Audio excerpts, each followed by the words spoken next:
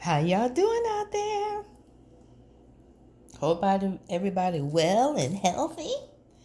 As you can see, I got quite a few of some garlic bulbs here. And what I'm getting ready to do is, after I peel them, is make my own garlic powder. Now that I got all the garlic peeled, all I'm going to do is just slice them. You can slice it as thin as you like. You can start from wherever you choose. But I like to just slice them kind of thin. You can go use the thickness that you like. But the goal is to slice them up, put them on a parchment paper. I have a dehydrator, but it's just a little too loud for me. So I don't feel like hearing that right now. But I have an electric stove. And I put it on its lowest temperature at 170. And I'm going to cut up the rest of this garlic and I'm going to do an onion. And you can lay them out and let them dry out until they literally crack like a potato chip. And then once they're done, you take them and you could put it into whatever kind of blender or so just to grind it down into the powder. Take you a couple of grains of rice, put it in whatever type of container or jar you're going to use. Put the rice in there to prevent the caking, and voila! There's your garlic powder. There's your onion powder. There's whatever kind of powder you want to use to dry out. You know, if you want to dry out your fruits and stuff, you got to dehydrate it. So if you don't have a dehydrator machine, you can just use your oven. I'm not too sure about the gas stoves. I wouldn't advise leaving that on because it may require leaving it on for more than 8 hours. It depends on what you're dehydrating and I say the thickness or the consistency of whatever it is that you're dehydrating. That's why I try to slice whatever I'm going to dehydrate as thin to my liking, so it really doesn't take that long. Like I've made garlic powder before and I've hydrated it in the dehydrator and it didn't take that long, but I know in the oven it was really done in about maybe 6 hours or so. It didn't take that long. So I'm going to finish chopping this up and then I'm going to come back and show you the end result. Now that I got the garlic all sliced up, I'm going to put that to the side because next up, I'm going to slice up this onion. But I'm definitely going to pause on that because, I got to run some cold water. I don't need to be in here crying. But I want to show you another way you can dehydrate your peppers, well, I'm not going to say your fruits, but different types of herbs and seasonings. Periodically, I buy chili peppers and I also make my own cayenne pepper.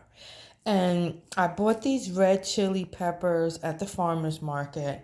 And these, I just let them dehydrate naturally. I just set them aside on the counter and they dehydrated naturally on their own.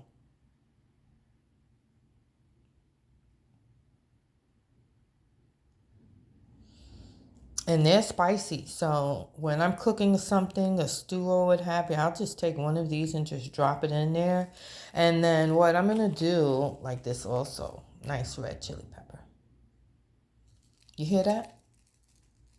Those are the seeds. So what you can also do is once you take the top off, you could take that little piece off and it'll leave the opening. And that's when you can drop the seeds out. I put them onto a separate plate. And that could be my red pepper flakes for whatever I'm going to cook, my collard greens or vegetables or what have you. But yeah, this is another way you can get you some fresh cayenne pepper. Now that I got the onions all sliced up, everything's going to be placed on its own sizable parchment paper. I get the unbleached parchment paper. And as I stated before, this is going to be pretty simple. You can lay them out onto the parchment paper. And I had cut the onion sideways, so that way they'll be thinner as I lay them across the parchment paper.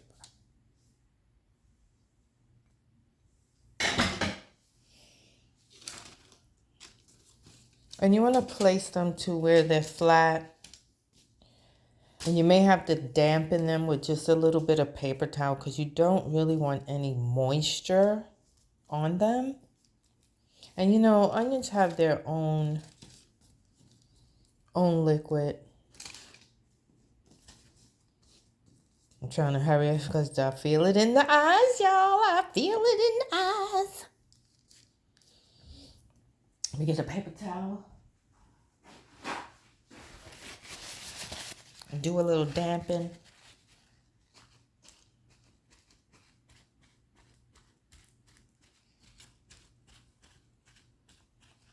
And I'm going to just sit these right on the rack. Right on the rack in the oven. Now these, the onions and the garlic, they can hydrate, I say anywhere between 17 to 22 hours, maybe less. I just let them go the whole 24 hours. That's what I do, and that will definitely confirm its crispness. I want it to crack like a potato chip. So that way, as soon as I grind it up, it'll instantly turn into powder. And you want to place your garlic also with as much space between each one as possible. Oops, I forgot that one. I'll cook that tonight. Yeah, spread them out all over the parchment paper. Because you don't want to have too many under each other. Because that kind of delays the process. Anything moist, if they're all caked on top of one another, it takes longer, pretty much, the process longer. And it could be done sooner than 17 hours or so.